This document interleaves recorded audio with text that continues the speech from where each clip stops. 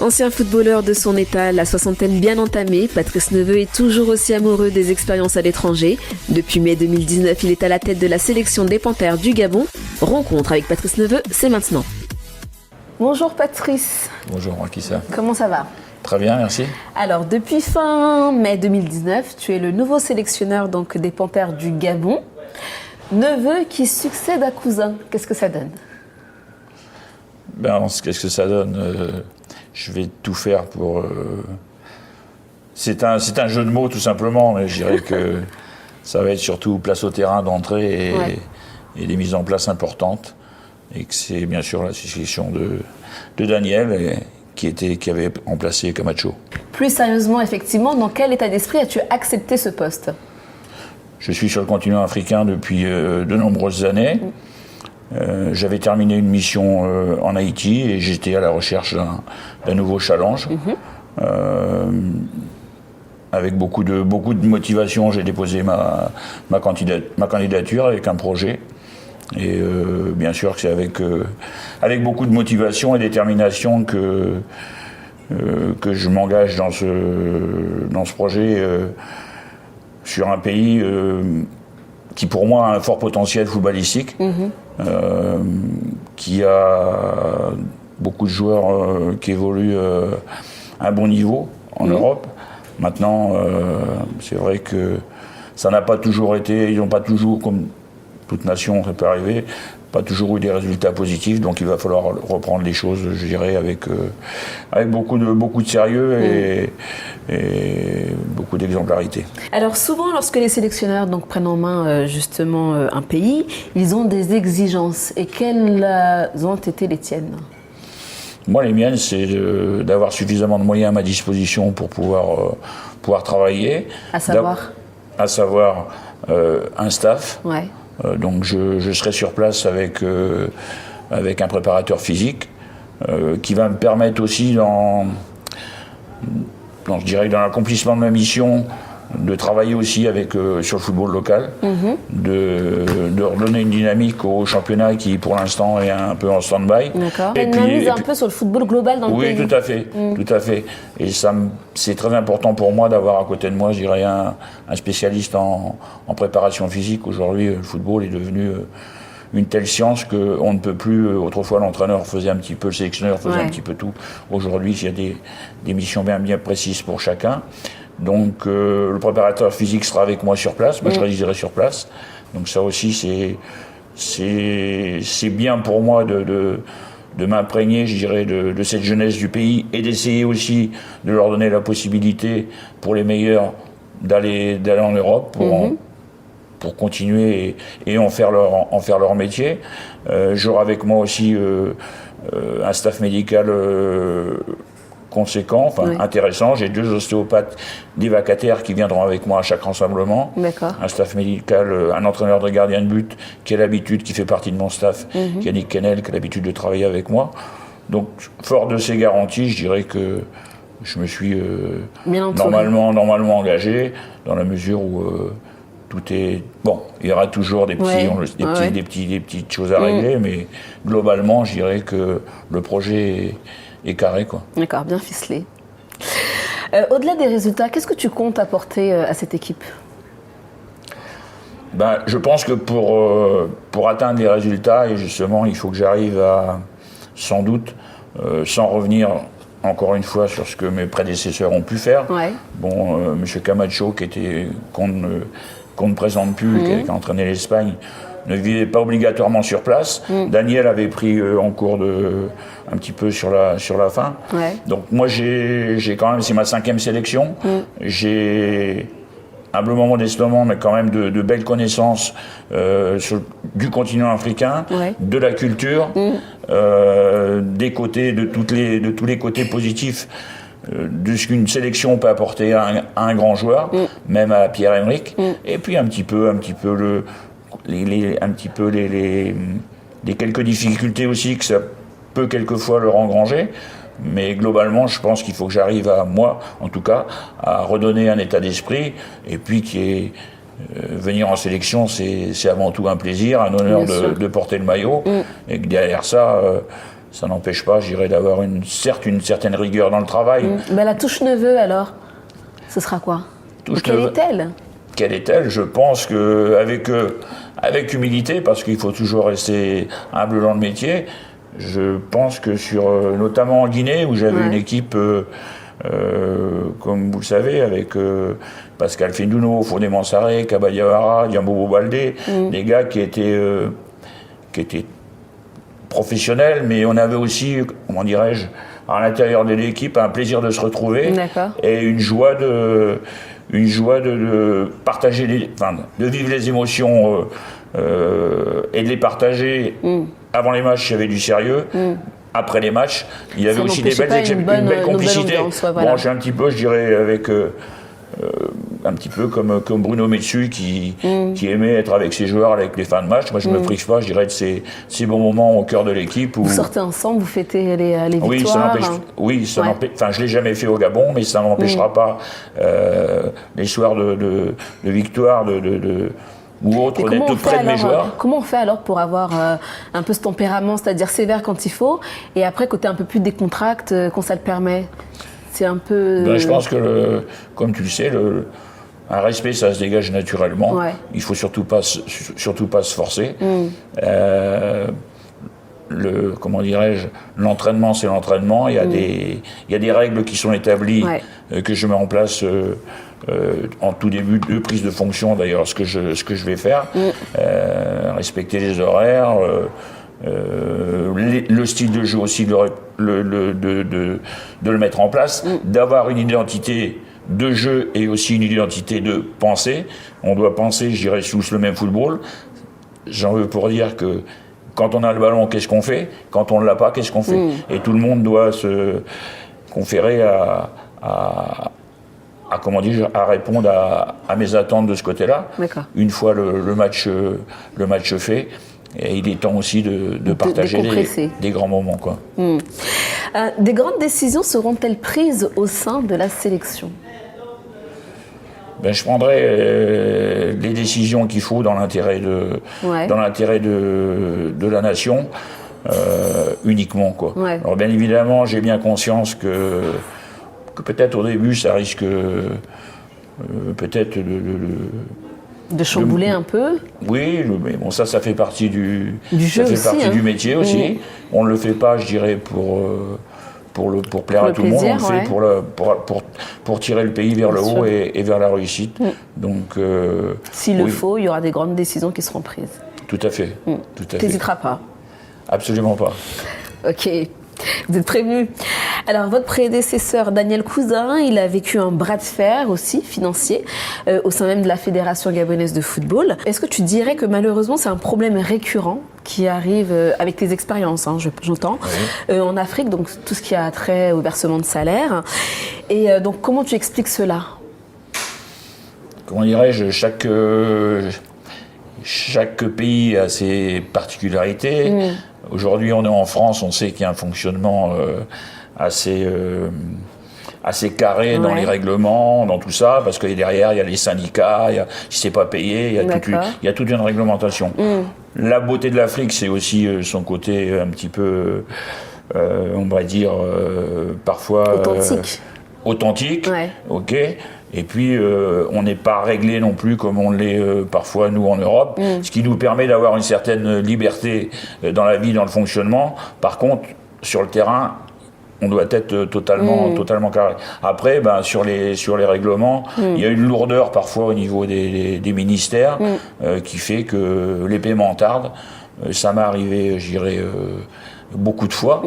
Mais je dirais que j'ai toujours, des fois j'ai eu des retards de 3-4 mois, mais j'ai toujours réussi à avoir mes salaires, parce que après il faut pas juger, il faut essayer de comprendre le pourquoi du comment, et surtout essayer de trouver la solution. C'est ni plus ni moins que si tu arrives à l'entraînement et qu'il te manque 3 ballons, il faut pas pleurer tes 3 ballons, il faut lancer l'entraînement et démarrer comme ça et avoir le résultat. Donc s'il n'y a pas de salaire... Et personnellement, dans ce cas-là, au Gabon, tu as des garanties quand même, cette fois-ci? Oui, bien sûr. J'ai un contrat qui est signé par l'État.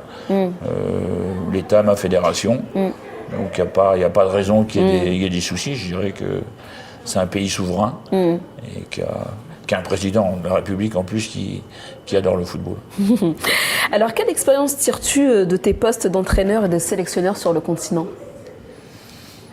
C'est, comment dirais-je, j'ai la chance, je dirais, ça m'a apporté beaucoup de satisfaction.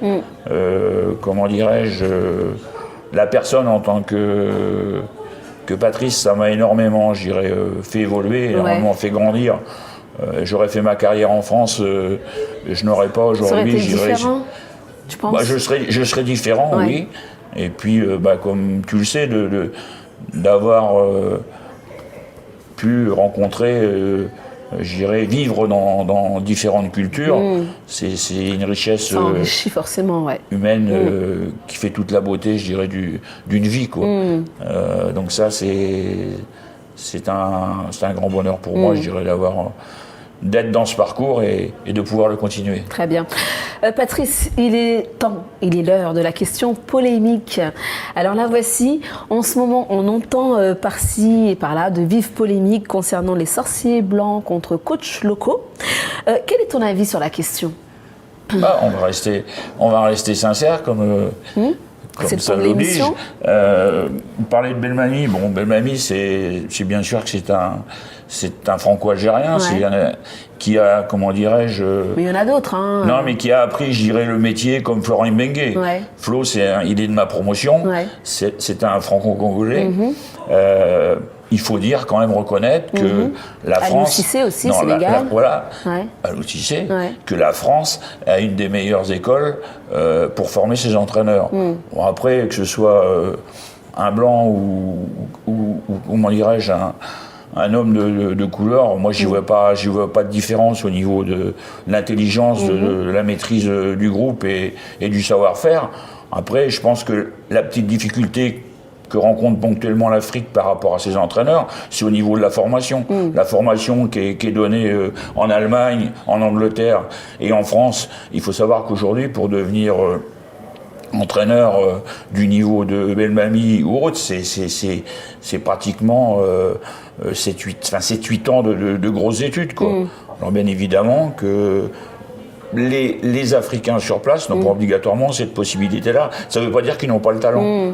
Ça ne veut pas dire qu'ils n'ont pas le talent. Mais après, moi, je rentre pas trop dans cette polémique. Dans cette polémique, non, parce que c'est pas une histoire du tout une histoire de couleur. C'est juste une histoire de compétence. Bien sûr qu'Alou Cissé est compétent, Belmami est compétent, Florent est compétent. Mais après, où on a un petit peu on manque un petit peu de lucidité, c'est où ont-ils été formés, d'où ils viennent. Alors après, il y a Zawi qui avait une formation en Europe, mais après, c'est vraiment difficile de trouver.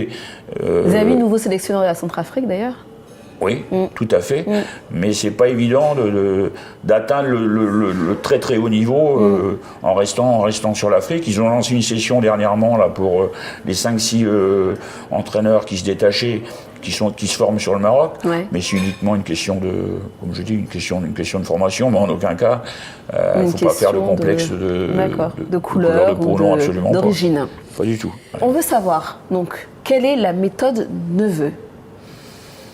Là, c'est pas la touche, c'est la méthode. Je suis d'accord. Je pense, mais bon, encore une fois, en restant humble et modeste, toujours. S'il y a une chose que je connais bien dans la vie, c'est le football. J'adore la musique, mais je suis pas un grand connaisseur. Mais le football, j'ai l'œil. Alors, lorsque j'arrive comme ça, que ce soit à Roya ou à Haïti, on s'est qualifié pour la Copa América Centenario. Rapidement, j'arrive à percevoir les plus et les moins. Et étant un compétiteur, j'articule tout sur le résultat. Et après, c'est aussi en travaillant avec mes joueurs humainement, en essayant, je dirais, en les galvanisant, en leur démontrant notamment en Mauritanie que pour moi, c'était des jeunes joueurs qui étaient un petit peu complexés au début. Ouais. Donc, il a fallu lâcher tout ça. Mais c'est surtout, comment dirais-je, à force de communication et d'échange avec mes joueurs. Et bon, quand tu arrives et que tu n'as pas beaucoup de temps, il faut aller à l'essentiel, mais c'est toujours. Certes, il y a des qualités footballistiques, mais c'est surtout l'humain qui joue. Comment est-ce que tu fais pour gérer justement ces joueurs qui ont du caractère à ton tour? Le football, ça reste le sport de tout le monde. Que tu sois une grande star ou un joueur un peu moins dans le star system, le respect, il est pour tout le monde. Alors après, les forts caractères, je pense que ils s'animent sur le terrain, ils se mettent en place sur le terrain, mais j'ai jamais eu vraiment de confrontation. Vraiment de gros soucis. Bien évidemment que après, au Gabon, je vais arriver, je me doute que les joueurs vont m'observer, mais moi aussi je vais les observer tranquillement. Et puis comme on est là pour la même cause, plus le gars. En fait, le mauvais caractère pourrait être gênant, je dirais, dans l'indiscipline, dans vouloir contrarier l'entraîneur pour le contrarier. Bon, à ce moment-là, ça veut dire que le joueur ne peut pas faire partie du groupe et qu'il faut faire différemment, quoi. D'accord. Tu disais que vous êtes là pour le même objectif, mais lequel est-il justement là concernant le Gabon? Le Gabon, malheureusement, ils ne sont pas qualifiés à la dernière CAN, donc il faut aller chercher cette qualification pour la CAN 2021 qui doit avoir lieu au Cameroun. On est dans un groupe qui est assez costaud, avec la RD Congo, l'Angola, et ce sera la Gambie ou Djibouti. Donc, comme je le dis, il ne faut pas qu'on soit dans le calcul, c'est à nous d'être bon et d'être performant. L'objectif donc des Panthères, tu nous as dit, ce serait une qualification pour la CAN 2021. Ça, ce serait plutôt à court terme, on dirait. Oui. Ouais. À moyen terme et à long terme, ce serait quoi? À long terme, c'est la Coupe du Monde 2022. Maintenant, je pense qu'il faut. On a un potentiel d'équipe. Il faut pas non plus. C'est vrai que il faut pas non plus se sous-estimer, pas surestimer, sous-estimer. Déjà, se servir des premiers matchs éliminatoires. Déjà arracher cette qualification qui pourrait nous donner, je dirais, beaucoup de confiance. Et je pense. Redonner un peu aussi, le peuple gabonais boude un petit peu son équipe. Il va falloir qu'on arrive à les ramener galvaniser de nouveau. Tout à fait. Question téléspectateur, Patrice. C'est Bassirou de Bangui en Centrafrique. Sa question est la suivante. Est-ce que la retraite, ça vous parle ou c'est un terme qui ne fait pas partie de ton vocabulaire? Comment dirais-je, ça ne fait pas vraiment partie de mon vocabulaire parce que depuis mon tout jeune âge, j'ai baigné dans le football, qui pour moi reste à mon niveau en tout cas un art de vivre. Un art de vivre, et lorsque tu es baigné en permanence là-dedans et que tu retrouves ton compte, quand tu n'as plus le football, tu te retrouves, même si tu as la famille ou les amis, tu es quand même orphelin. Tu y perds, tu n'as plus les émotions parce que c'est un métier qui véhicule, soit en tant que joueur, en tant qu'entraîneur, c'est l'émotion, et l'émotion, c'est ce qui nous fait, qui nous pousse chaque jour. Maintenant, sans doute qu'à un moment, il faudra que j'y pense, mais en tout cas, c'est pas dans mes pensées. Tu as posé donc tes valises dans de nombreux pays africains, on l'a dit tout au long de cette interview, au Maroc, Guinée-Conakry, République démocratique du Congo, et j'en passe. Qu'est-ce qui t'attire dans ce continent? Est-ce que c'est le parcours que tu t'es imaginé lorsque tu étais un jeune garçon au Pré-Saint-Évaux? Pas du tout. Pas du tout. C'est les événements de la vie qui ont fait que j'ai cheminé ainsi. Mais c'est aussi les rencontres que j'ai pu faire qui m'ont amené là. Alors, qu'est-ce qui t'attire maintenant que tu as cet œil d'expert sur le continent africain au quotidien? C'est aussi de donner la chance. Moi, je suis né dans une famille de parents qui étaient très aimants, mais nous avions les moyens que nous avions. J'habitais dans un petit patelin. Ah, c'est ça, Pré-Saint-Évaux. Tout à fait, où il y a 200 habitants. Alors, du village, on est passé à la ville et à la grande ville. Et je pense que si j'étais né dans une grande ville, j'aurais fait une toute autre carrière en tant que joueur, peut-être pas en tant qu'entraîneur, parce que j'ai beaucoup appris, et que je me retrouve dans le continuum africain un petit peu, je retrouve ma jeunesse, ces personnes que j'ai rencontrées qui m'ont donné la chance de basculer sur d'autres clubs, et que d'apporter tout ça de transmettre, comment dirais-je, son savoir, et de pouvoir donner la possibilité à des jeunes joueurs, voire à des joueurs plus confirmés, parce qu'en sélection quand même, le sélectionneur doit être très très très proche de ses joueurs et de leur vie privée, qui reste, comment dirais-je, confidentielle. Donc c'est le partage, c'est la communication, c'est encore de l'humain, parce que c'est ce qui me plaît aussi dans mon métier, quoi. D'accord. Patrice, merci beaucoup d'avoir répondu à nos questions. Merci de votre invitation. Chers téléspectateurs, c'est la fin de Brakissa rencontre Patrice Neveu. On se donne un rendez-vous la semaine prochaine pour une prochaine émission.